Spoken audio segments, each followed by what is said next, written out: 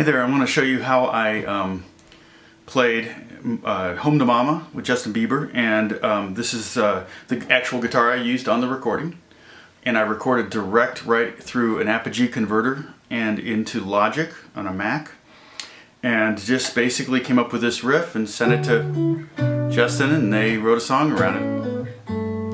And Sam Hook and Justin and Cody Simpson and Josh Gudwin and also Andrew Watt all contributed to the final product. And so basically I just want to show you my thinking and how I played it. And it was one of those things where I just kind of came up with a little idea and just kept looping it. And then I kind of changed the idea every time I did a loop, or maybe every other time I did a loop I added something else to it to make it a little bit more interesting. Part of my thinking was that they would just pick the part that they liked the best and looped that 4-bar phrase or that 8-bar phrase or something like that, but they ended up using the whole thing that I sent them and just looped that. So it actually turned out to be kind of cool because where it breaks down happens in unusual places. It makes it a very unique kind of background. So basically what I'm doing is an interval called tenths. And if you were to start on a D note and go up a scale, 1, 2, 3, 4, 5, 6, 7, 8, 9, 10, you would end up at the third. So this is a D, and that's an F sharp.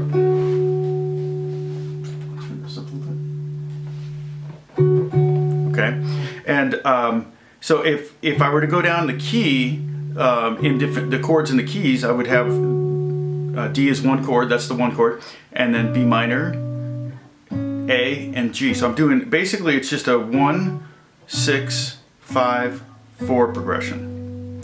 And so if I just do the thirds, you can see where I'm playing a 10th fret on the bottom string and at the 11th fret of the G string. And then I go down and I'm playing, for the B minor chord, I have to make that a minor 10th. So now I'm playing the 7th fret and the 7th fret. See that? So here they're on two different frets, the 10th and the 11th. Here they're both on the 7th. And then the next two chords, which are both major, then they're going to need to be major 10ths. So they're going to be 5, 6, and 3, 4. And that's kind of the simplistic view. I could play that with just those intervals. But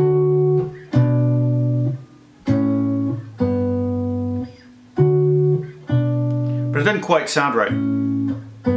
So what I wanted to do was I wanted to make a little bit more movement. And so what I did was I went down to the 9th of the chord. So this is F sharp, this E is the 9th.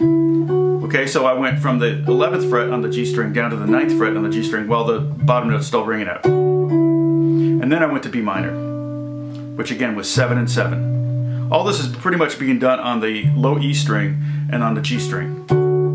We're going to add notes to it in a second, but that's pretty much it. And then when I got to the A, I did the same thing I did to the D, which is I went from the major 10th to the major 9th, and I'm going to do that here from the A up to the C sharp, take the C sharp down to B. So again, I'm going to go from, in this case, the 6th fret to the 4th fret.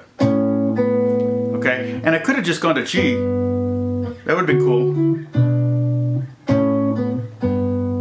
That's nice, but I wanted to resolve to that, and it's kind of a weird note because it's the 9th of the G chord, so I didn't actually go to G major.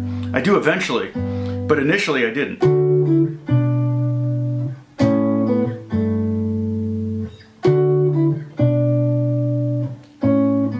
So that's exactly how I played it. Like I said, this is the guitar I played it, pretty much the sound I used. Very, very simple sound. And then what I did was I think I did a little backbeat.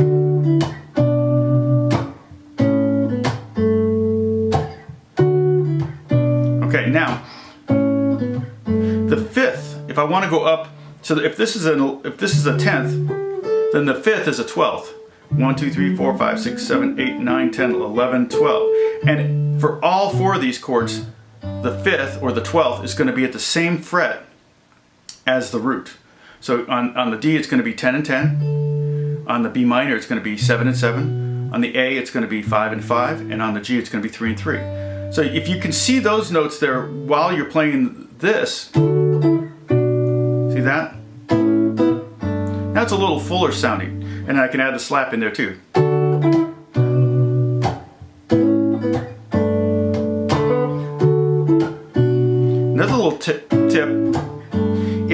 you can use you can hit the D string. The D string's okay. The only chord that's not going to sound very good, the open D string, is on the A chord. It might sound a little dissonant, but over the D chord, D is going to work fine.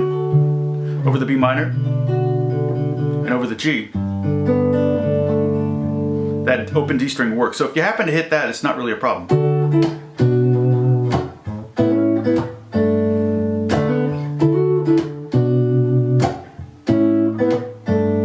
So that's basically it. It's that simple. I just like the hollowness of the wide intervals. It wasn't full chords. It wasn't. Which you can play it that way too if you want to do it like an acoustic version.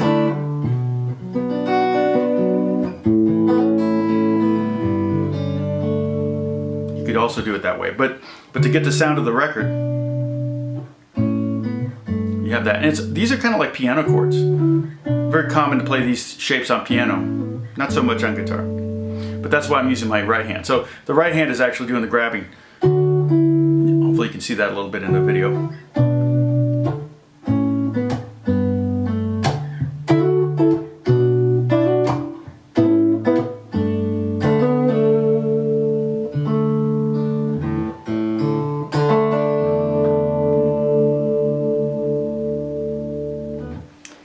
Hope you guys have a good day. God bless you. I'll talk to you soon.